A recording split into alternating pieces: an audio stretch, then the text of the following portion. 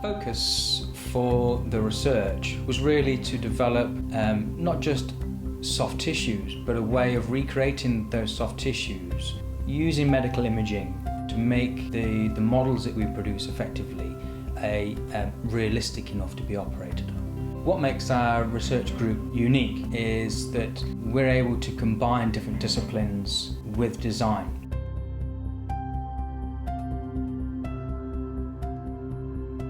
Currently, surgeons use scan data and they interpret that data as best they can using the current techniques and technology that they have available. Even rarer still is that they'll 3D print one of those.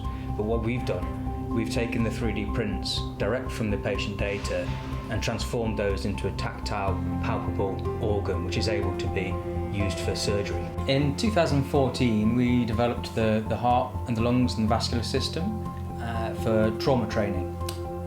And then we went on to support forensics with a study of the soft tissues of the face and the brain and the skull. And then we went on to develop an oncology model for teaching cancer surgeons to rehearse and train for tumour removal.